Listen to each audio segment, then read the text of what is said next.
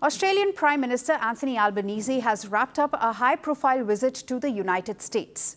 The trip delivered a major rare earths deal, a renewed push on nuclear submarines and a touch of diplomatic drama, courtesy of former Australian Prime Minister and current ambassador to the US, Kevin Rudd.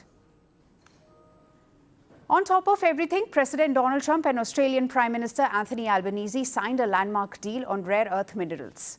The agreement aims to secure critical supply chains that are currently dominated by China. Both governments will invest over $1 billion each to develop Australia's critical mineral projects from lithium and cobalt to manganese. These materials power electric vehicles, wind turbines, semiconductors and defense systems. The Australian Prime Minister also announced a strategic mineral reserve for the friendly nations. Listen in. Discussing critical minerals and rare earths, and we're going to be signing an agreement that's been negotiated over a period of 4 or 5 months. And it was sort of good timing that we got it done just in time for the visit.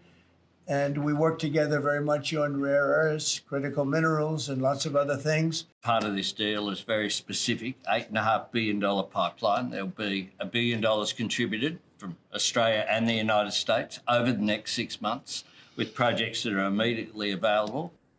Now, Australia is among the world's top producers of rare earths. But China still handles nearly 90% of global processing, holding huge influence over supply chains. Reports say the new deal won't replace China's role overnight, but the agreement still offers a steadier, more diversified source of critical materials for the US and its allies.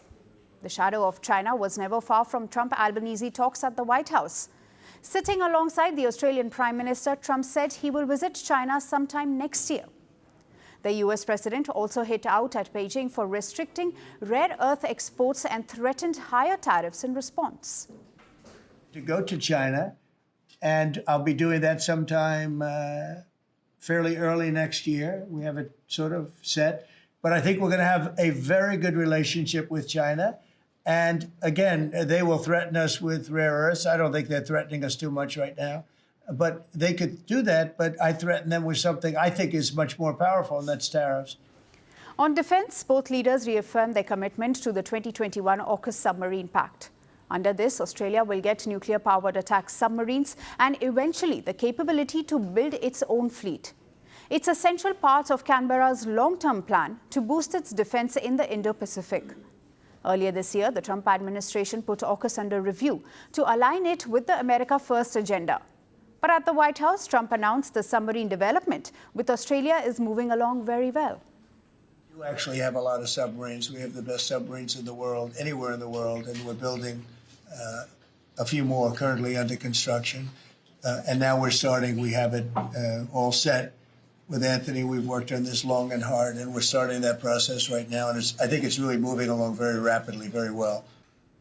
But the Australian Prime Minister's otherwise smooth visit had one uneasy moment. Trump publicly took a swipe at Australia's ambassador to the US. He is also the former Prime Minister Kevin Rudd, who had been critical of Trump in the past. When asked by a reporter about Rudd's earlier remarks, Trump came up with this response.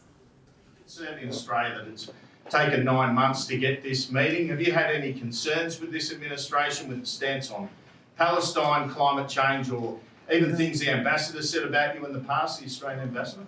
I don't know anything about him. I mean, if he said bad, then maybe he'll like to apologize. I really don't know. Did an ambassador say something bad about him? Don't tell me. I don't. Where is he? Is he still working for you? Yeah. You said bad? Before I took this position, Mr. President. I don't like you either. I don't, and I probably never will. Australia and the US say their partnership is aimed at building secure supply chains and stronger deterrence in the Indo-Pacific. As both nations navigate a complex Indo-Pacific balance, the White House meeting offered a clear message. Washington and Canberra are deepening their partnership, even as they tread around China's economic and geopolitical reach. Want the facts? The latest developments? News that gets straight to the point. Well, we've got all three just for you. This is Firstpost Live, a brand new show, your window into what really matters. Don't miss it.